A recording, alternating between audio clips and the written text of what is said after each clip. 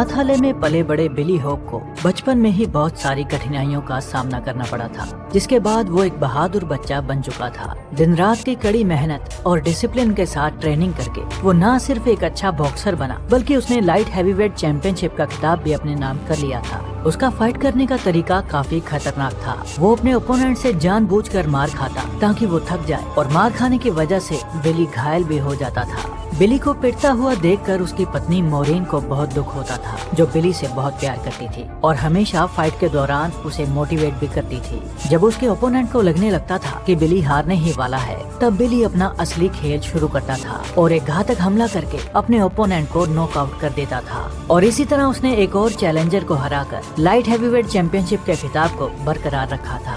उसकी पत्नी मोरीन को उस पर बहुत नाज था, क्योंकि बिली अब एक महान बॉक्सर बन चुका था। पूरी दुनिया उसे बिली द ग्रेट होप के नाम से जानने लगी थी और बिली अपने करियर के शिखर पर पहुंच चुका था। बिली के लिए ये सब अकेले हासिल कर पाना बहुत मुश्किल था, और बिली भी इस बात को अच्छी तरह से जानता था कि वो अपनी पत्नी मोरीन की वजह से ही इतना कामयाब हो पाया है, क्योंकि मोरीन ही उसकी इंस्पिरेशन थी। मोरीन ही बिली के करियर के सभी फैसले लेती थी, जैसे कि कौन सी फाइट करनी है, किसके साथ कॉन्ट्रैक्ट साइन करना है, बिली के हेल्थ चेकअप्स हों या फिर फाइनेंशियल डिसीजंस, सब मोरीन पर ही निर्भर करता था। प्रेस कॉन्फ्रेंस के दौरान मिगुल नाम का एक बॉक्सर बिली को अपने साथ फाइट करने के लिए चैलेंज करता है। वो बिली को भड़काने वाली बहुत सी बातें बोलता है, क्योंकि बिली एक चैंपियन है और उससे फाइट करके मिगुल भी उसकी तरह पूरी दुनिया में मशहूर होना चाहता है। मिगुल की बातें बिली को परेशान कर देती हैं, जो बैक स्टेज अपने मैनेजर पर गुस्सा होने लगता है और जल्द ही मिगुल से फाइट करवाने के लिए कहता है। पर उसका मैनेजर कहता है कि मिगुल के साथ फाइट करके हमें ज्यादा प्रॉफिट नहीं होगा। इसके बाद बिली अपने घर जाता है और अपनी बेटी लीला से मिलता है, जिससे वो बहुत प्यार करता है। बिली के जख्म देखकर मोरीन उसे बॉक्सिंग छोड़ने के लिए कहती है। वो कहती है कि हम वो सब कुछ हासिल कर चुके हैं जिसे हम पाना चाहते थे, लेकिन बिली को अपने चैंपियन होने पर प्राउड था, जो किसी भी कीमत पर बॉक्सिंग नहीं छोड़ना चाहता था। अगले दिन बिली का मैनेजर जॉर्डन मोरीन को अगले 2 सालों के बॉक्सिंग कॉन्ट्रैक्ट्स देता है, लेकिन मोरीन अपनी लाइफ में और ज्यादा लड़ाई झगड़ा नहीं चाहती थी, इसलिए वो कहती है कि बिली को अब आराम करना चाहिए। फिर एक चैरिटी इवेंट के दौरान बिली को स्पीच के लिए बुलाया जाता है। वहाँ बिली सबको अपनी लाइफ स्टोरी सुनाता है। वो कहता है कि जब मैं 12 साल का था तब मैं पहली बार मोरीन से मिला था, और तब से लेकर अब तक मोरीन ने कभी मेरा साथ नहीं छोड़ा है, और अगर आज मैं इतना सक्सेसफुल हूँ तो सिर्फ मोरीन की वजह से। ये सुनकर सब लोग तालियों से मोरीन का सम्मान करते हैं। जब वो इवेंट से घर जा रहे थे, तब मिगुल फिर से बिली को भड़काने लगता है और मोरीन के बारे में बहुत गलत बोलता है। मोरीन बिली को शांत करती है और घर चलने के लिए कहती है, पर बिली मिगुल के मुंह पर एक जोरदार मुक्का मार देता है और उन दोनों में झगड़ा शुरू हो जाता है। बिली के दोस्त और मिगुल के दोस्त भी आपस में झगड़ने लगते हैं, और जब झगड़ा बढ़ जाता है तो वो लोग अपनी गंज निकाल लेते हैं। इसी हाथापाई में गोली चलने की आवाज आती है और सब देखते हैं कि मोरीन के पेट में गोली लग चुकी है। बिली फौरन ही मोरीन के पास जाता है और मदद के लिए चिल्लाने लगता है। वो गोली मिगुल के भाई ने चलाई थी, लेकिन हाथापाई में किसी को पता नहीं चल पाया था। मिगुल बड़ी चालाकी से अपने भाई से गन छीनकर अपने एक आदमी को गन छुपाने के लिए दे देता है, और कोई उसे देख नहीं पाता।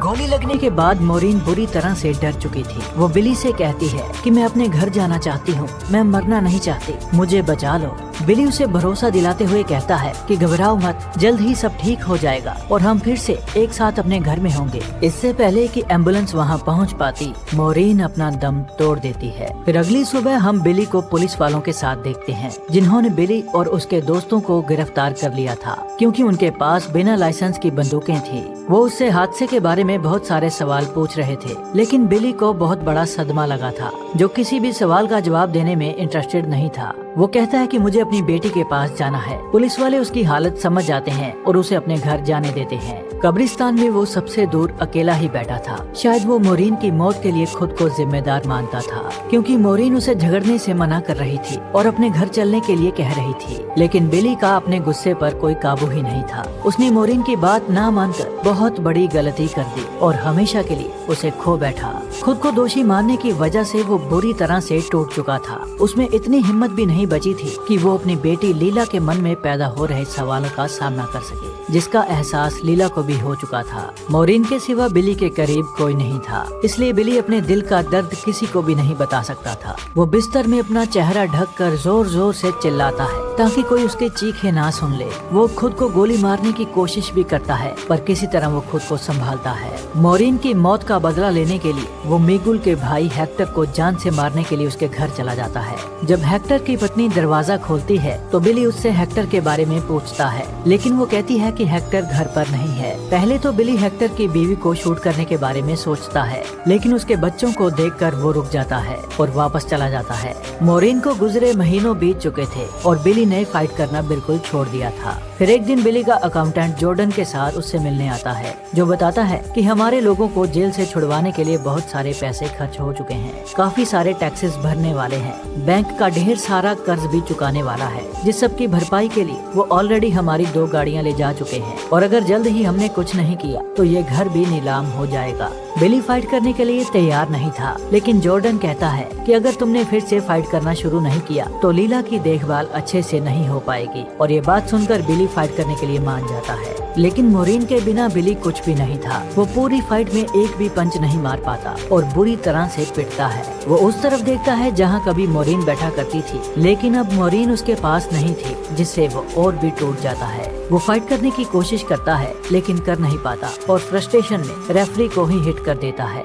सब लोग समझ जाते हैं कि बिली का करियर अब खत्म हो चुका है। अगले दिन जॉर्डन उससे कहता है कि तुमने रेफरी को हिट करके बहुत गलत किया। रेफरी के नाक की हड्डी टूट गई है, जिसकी वजह से तुम्हें 1 साल के लिए बॉक्सिंग से बैन कर दिया गया है। वो ये भी बताता है कि तुम्हारा ट्रेनर और टीममेट्स अब तुम्हारे साथ नहीं बल्कि मिगुल के साथ काम करेंगे, और खुद जॉर्डन भी अब से मिगुल के लिए काम करेगा। बिली भी इस बात को समझ चुका था कि मॉरिन के बिना वो कुछ नहीं है और वो खत्म हो चुका है, इसलिए वो काफी परेशान हो चुका था, जो अब जीना भी नहीं चाहता था।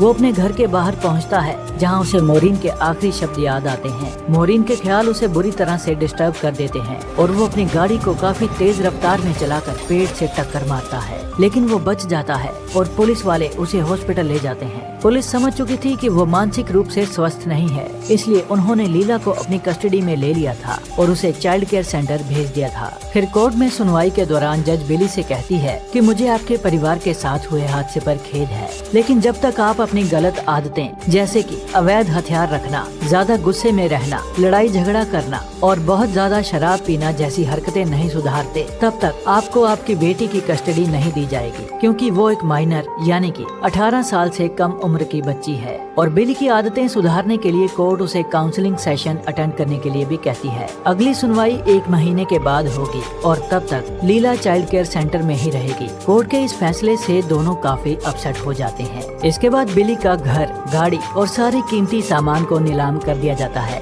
बिली अब सड़क पर आ चुका था, जिसके पास ना तो रहने के लिए जगह थी और ना ही जेब में पैसे। बिली जानता था कि जल्द ही उसे ट्रेनिंग शुरू करनी होगी, नहीं तो उसका बॉक्सिंग करियर पूरी तरह से बर्बाद हो जाएगा। इसलिए वो टिक विल्स के जिम में उससे मदद मांगने जाता है, जहां बिली को देखकर सब हैरान हो जाते हैं। बिली विल्स से कहता है कि मेरी जिंदगी पूरी तरह से डिस्टर्ब हो चुकी है, पुलिस वालों ने मेरी बेटी को भी मुझसे छीन लिया है और अब मुझे अपना करियर फिर से शुरू करने के लिए ट्रेनिंग की सख्त जरूरत है। क्योंकि टिक विल्स एक डिसिप्लिन ट्रेनर था और उसे पता था कि बिली रूल्स को फॉलो नहीं करता है, इसलिए वो उसे ट्रेन करने से मना कर देता है। बिली कहता है कि मैं रूल्स की कद्र करता हूँ और मैं डिसिप्लिन को फॉलो करूँगा। तो विल्स कहता है यहाँ शराब पीना या किसी भी तरह का नशा करना, गाली गलौज करना, देर से आना और बिना वजह इधर उधर समय बर्बाद करना बिल्कुल मना है। फिर बिली कहता है कि मुझे नौकरी की भी सख्त जरूरत है, क्योंकि मुझे इनकम प्रूफ के तौर पर कोर्ट में अपनी नौकरी के डॉक्यूमेंट्स पेश करने हैं। उसके बाद ही कोर्ट मुझे लीला की कस्टडी वापस देगा। विल्स कहता है तो ठीक है, मुझे अपनी जिम में साफ सफाई करने के लिए एक आदमी की जरूरत है।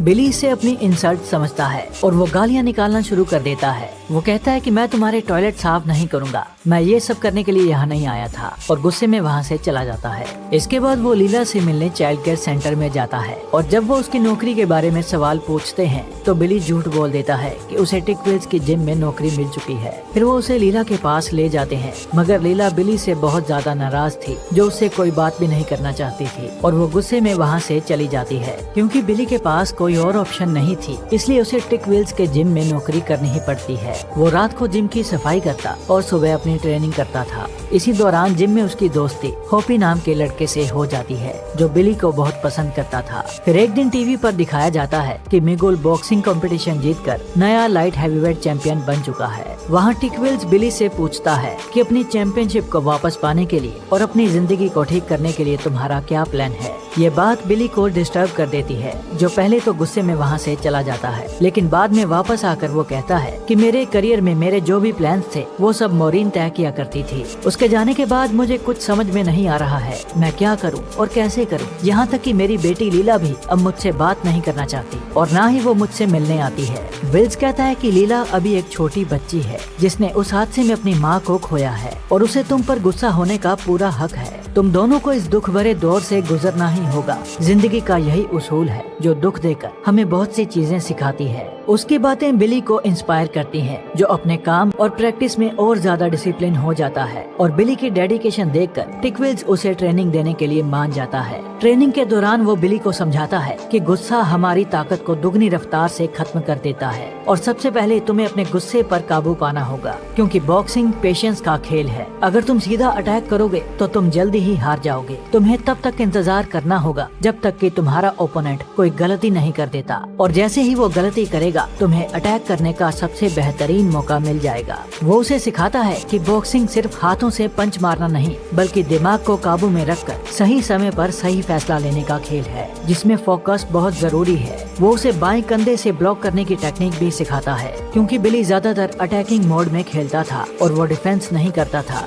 इसलिए टिक विल्स उसे डिफेंस करने के नए नए तरीके सिखाता है ताकि रिंग में वो खुद को घायल होने से बचा सके। फिर कोर्ट में सुनवाई के दौरान फैसला सुनाया जाता है कि बिली को एंगर मैनेजमेंट पर 1 और महीने तक काम करना होगा और तब तक लीला चाइल्ड केयर सेंटर में ही रहेगी। कोर्ट के इस फैसले को टिक विल भी सुन रहा था, जो पीछे बैठा था। फिर एक दिन विल्स बिली को एक चैरिटी मैच खेलने के लिए कहता है, क्योंकि वो कोई प्रोफेशनल फाइट नहीं थी, इसलिए बिली पर लगे सस्पेंशन का इस चैरिटी मैच पर कोई असर नहीं पड़ेगा। इस मैच से बिली अपनी वापसी कर सकता है और इसके साथ ही उसकी ट्रेनिंग का टेस्ट भी हो जाएगा, इसलिए बिली उस मैच के लिए मान जाता है। फिर वो लीला से मिलने जाता है और उसे बताता है कि कोर्ट ने 1 और महीने के लिए उसे चाइल्ड केयर सेंटर में रहने का फैसला सुनाया है। वो ये भी बताता है कि वो एक बॉक्सिंग मैच खेलने जा रहा है। लीला उसके साथ मैच में जाने की जिद करती है, लेकिन कानूनी तौर पर बिली उसे नहीं ले जा सकता था। इस बात पर लीला काफी नाराज हो जाती है और बिली को मारने लगती है। वो गुस्से में कहती है कि तुम हमेशा वादे करते हो लेकिन कभी उन्हें पूरा नहीं करते। उस दिन हादसे में तुम्हें मरना चाहिए था, माँ को नहीं। लेकिन बिली उसकी बातों को दिल पर नहीं लगाता, क्योंकि उसके दुख की वजह बिली खुद ही था।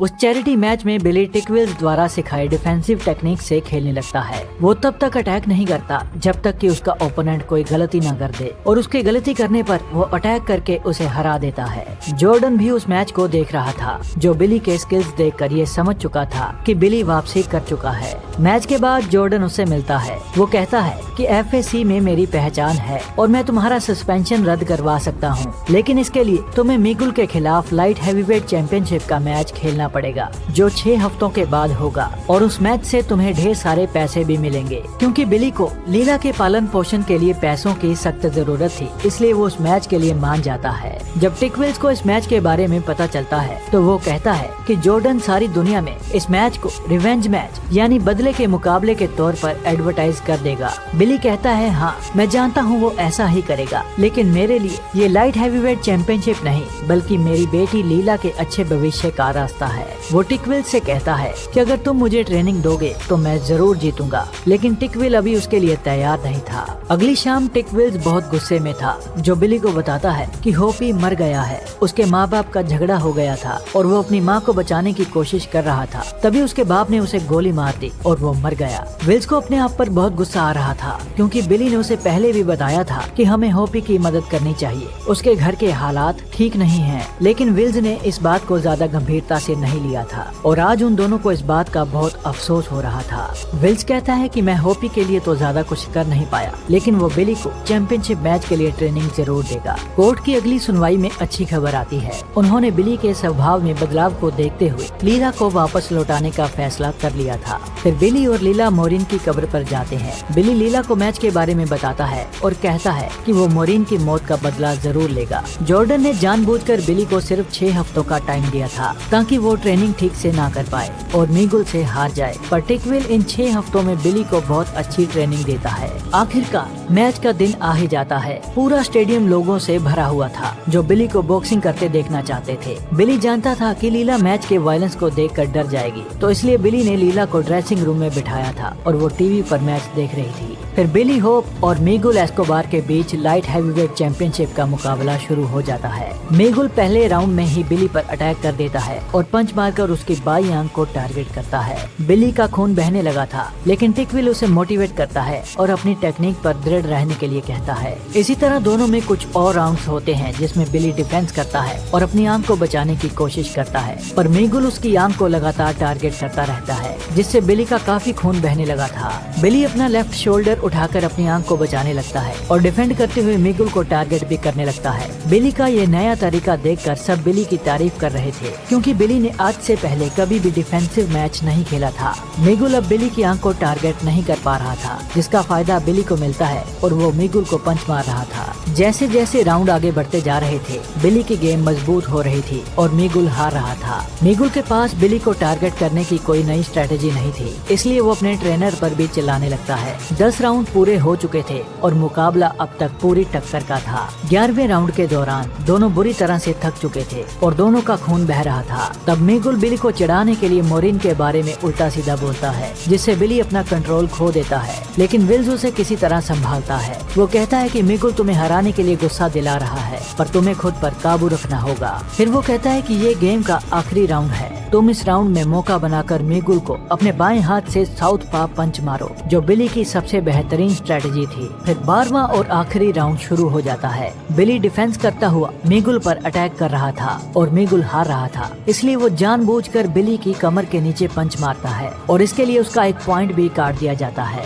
लेकिन बिली हार नहीं मानता और दोबारा से लड़ने के लिए खड़ा हो जाता है। फिर बिली अपने आप को पूरी तरह फोकस करता है और मिगुल की कोई गलती ढूंढने लगता है। जैसे ही उसे मौका मिलता है, वो मिगुल के चेहरे पर एक जोरदार साउथ पा पंच मारता है और मिगुल नीचे गिर जाता है। तभी 12वें और आखिरी राउंड का समय खत्म हो जाता है। फिर मैच का फैसला पॉइंट्स के आधार पर सुनाया जाता है। मुकाबला पूरी टक्कर का था। दोनों प्लेयर्स को लगभग बराबर पॉइंट्स ही मिले थे, लेकिन साउथ पा पंच के लिए बिली को कुछ पॉइंट्स ज्यादा मिले थे, जिसकी वजह से वो मैच जीतकर नया लाइट हैवीवेट चैंपियन बन जाता है और इसके साथ ही वो अपनी पत्नी मोरिन की मौत का बदला भी ले लेता है। सब लोग बिली के लिए बहुत खुश थे, जो उसके लिए जश्न मना रहे थे। जीतने के बाद बिली अपनी चैंपियनशिप बेल्ट टिकविल को दे देता है, क्योंकि उसके बिना वो कभी जीत नहीं पाता। फिर लीला बिली से मिलती है और उसके गले लगकर रोने लगती है। उसे अपने पिता बिली पर बहुत गर्व महसूस हो रहा था और बिली भी लीला को वापस पाकर बहुत खुश हो रहा था।